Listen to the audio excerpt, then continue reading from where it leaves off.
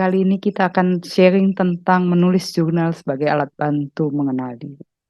Kalau kita mendengar kata self knowledge, apa yang ada dalam pikiran kita? Dari Google, ketika kita cari arti kata ini, muncul penjelasan bahwa self knowledge adalah pengetahuan seseorang terhadap diri sendiri berupa sensasi, pikiran, karakter, perasaan, serta kepercayaannya. Self-knowledge diterjemahkan dalam bahasa Indonesia sebagai pengetahuan diri atau mengenal diri. Lalu sebenarnya seperti apa sih mengenal diri itu? Mari sejenak kita analisa diri kita.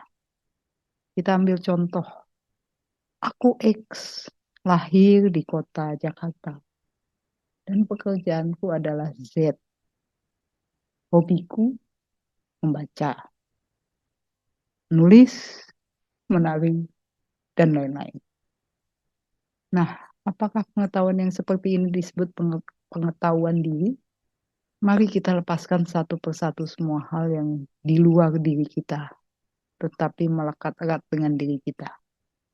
Mulai dari hobi, pekerjaan, tempat lahir, tempat tinggal, bahkan nama kita sendiri. Lalu kita akan sampai pada sebuah pertanyaan.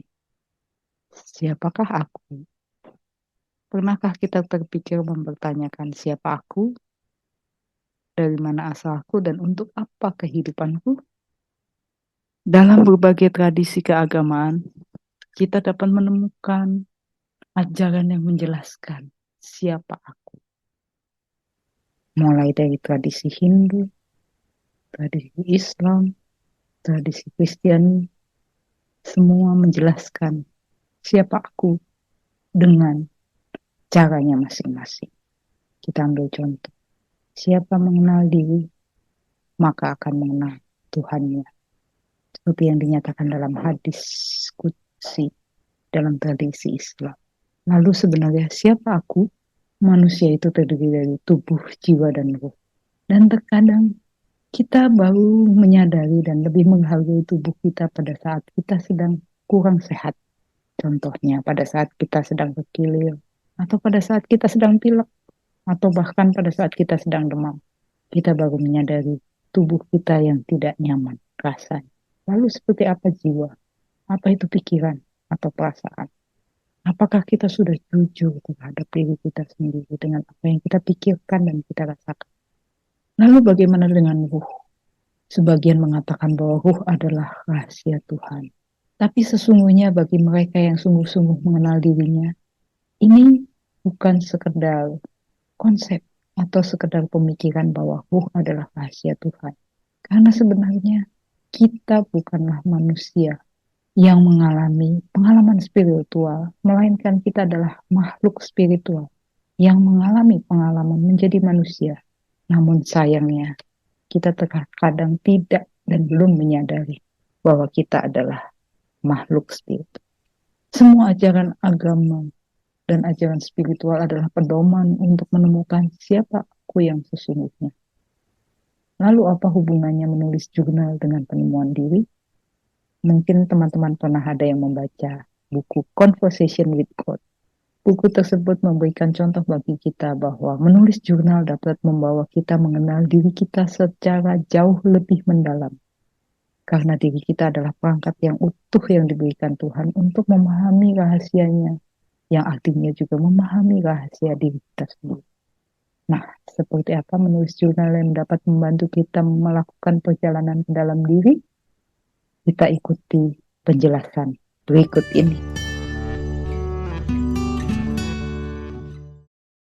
Kau mungkin telah mengunjungi banyak kota, menyelami kedalaman samudra, merambah sudut-sudut bumi yang bahkan namanya saja tak pernah didengar orang lain. Tapi pernahkah kau meluangkan waktu menyambangi relung-relung gelap di dalam dirimu sendiri, di mana tersembunyi ketakmengertian, kesedihan, ketakutan, kemarahan, kebencian, keterhinaan, keputusasaan, dan kekecewaan? Ini menggambarkan perjalanan hidup kita kurang lebih. Kita lebih familiar dengan perjalanan keluar ketimbang ke dalam. Jadi, kapan kita terakhir kali sedih? Ingat. Terakhir kali bahagia mungkin? Atau sebenarnya apa sih yang bikin kita bahagia dan bersyukur? Apa ya? Bahagia kita tuh definisinya apa? Mungkin ada nggak sih alasan kita bersyukur? Perlu alasan nggak bagi kita, bagi diri kita masing-masing untuk bersyukur? Dan ketika di slide ini bilang tersembunyi ketakutan, ketidakmengertian, bla bla bla, di dalamnya juga ada potensi sebenarnya. Cuman kalau yang seperti ini terlalu banyak, yang kita bisa label misalnya negatif terlalu banyak, yang positifnya suka nggak kelihatan. Jadi gimana sih caranya jurnal itu bisa membantu kita mengenal diri sendiri? Niatnya dulu, bahwa kita menjurnal mau melakukan apa. Sebenarnya apa yang pengen kita tuju dengan kita menulis tentang diri kita sendiri. Dan tadi kan Dinari udah bilang tentang diri itu terdiri dari tubuh, terdiri dari jiwa, kemudian terdiri dari spirit. Tujuan akan ada di range itu tentunya. Because itu yang menyangkut diri kita. Ada yang mungkin lebih tertarik dengan kesehatan tubuhnya. Kenapa sih perut saya sakit terus? Itu bisa. So, writing about the body yang belum tentu juga hanya body saja. Mungkin bisa akhirnya masuk ke dalam lagi, lebih dalam. Ke urusan emosi atau pikiran. Ada yang memang mau mengulik-ngulik tentang kemarahan, misalnya. Saya kok dicap orang pemarah ya? Am I really? And what do I feel about it? Kemudian ada yang lebih dalam lagi. Niatnya ingin terkoneksi dengan sumber ilahi, misalnya. Itu sangat dimungkinkan. Jadi tergantung pada saat kita menulis, kita mau niatnya apa. Kemudian nafas tenang dulu, hening, tergantung ya. Untuk yang suka meditasi mungkin bisa 20 menit.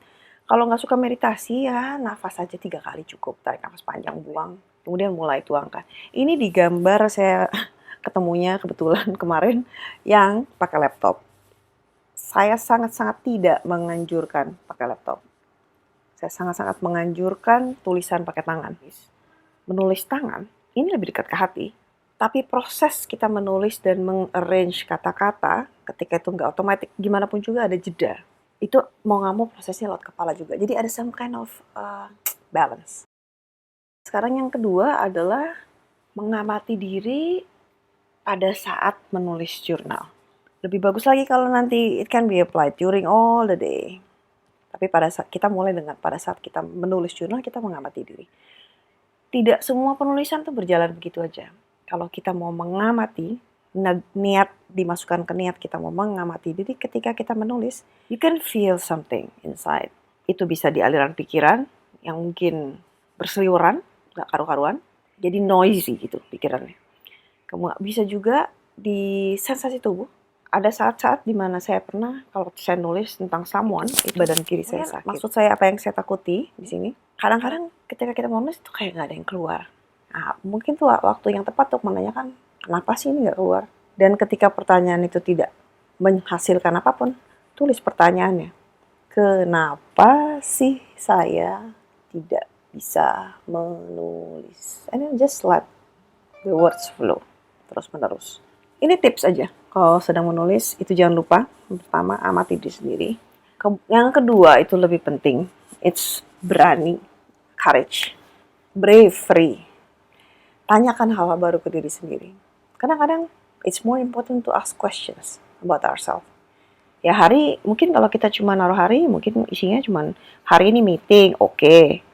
Kemudian jemput anak, ya oke aja sih, nggak ada yang lain. Ini gini. Kalau jurnal udah mulai seperti itu, udah waktunya mungkin menanyakan diri sendiri. Kok hidup saya datar-datar aja ya? Inikah hidup yang saya inginkan? Sebenarnya saya menginginkan hidup seperti apa sih? Am I happy? Kemudian yang ketiga, tulis dengan jujur sesuai apa yang dirasakan. Jangan lupa hanya kita yang baca. Yang berikut adalah yang nggak usah sempurna. Nggak ada yang dikejar dalam menulis jurnal ini. Kerapihan, apalagi grammar ya, tata bahasa, nggak masalah sama sekali. Salah-salah spelling biasa, coret-coret aja jurnal Anda sesuai dengan apa yang Anda inginkan. Pokoknya tulis apa yang perlu dituangkan. Expressive writing, yang ke kanan ini ya, itu menulisnya secara rinci, termasuk emosi, pikiran, semua pergulatan. Itu sebuah cara untuk menulis. Jadi, kemudian ada yang namanya free writing. Free writing itu menulis bebas, selama 10-20 menit tanpa jeda. Saya lupa ini harusnya saya kasih huruf besar banget tanpa jeda. Kenapa kita melakukan itu? Bukan expressive writing. Biasanya kita mau melakukan itu untuk dapat stream of consciousness. Ada juga letter bentuknya. Kalau letter, itu bisa ditujukan ke siapa saja. Bisa ke Tuhan, bisa ke diri sendiri, bisa ke orang-orang kita cintai. Baik yang masih ada maupun yang sudah tidak ada. Bisa juga ke barang, hewan peliharaan. Ada orang yang udah tinggal di rumah keluarga, udah lama banget, terus harus pindah. Dia yang jual, ya dia tulis surat untuk rumah itu. Ya itu pasti agak emosional ya. Because itu rumah tempat dia besar, tempat orang tuanya meninggal, tempat anaknya dia juga lahir. It's just rumah yang sangat bersejarah. Free writing itu bagus untuk getting the stream of consciousness. Kalau sebelahnya, expressive writing itu bagus untuk refleksi, untuk kontemplasi. Letter bagus untuk closure. Ada hal-hal yang belum pernah bisa terungkap, misalnya. Baik orangnya masih hidup atau udah meninggal. Kadang-kadang orang masih hidup, kita nggak bisa ajak ngomong. Write a letter with the intention, semoga surat itu jadi closure buat kita. Berikutnya adalah prompt. Prompt itu pertanyaan. Terlepas dari bentuknya, tadi ada free writing, expressive writing, atau bentuk letter, kita bisa pakai pancingan atau enggak. Saya mulai dengan pertanyaan, kenapa saya marah setiap kali ada yang menyerobot saya di lampu merah? Dan setelah ini, it can go anywhere. Gak ada benar salah dalam self-inquiry dan menulis jurnal. Pada akhirnya semua dikembalikan ke acceptance dan forgiveness. Pada akhirnya kita harus bisa memaafkan orang, memaafkan diri sendiri. Itu yang paling susah.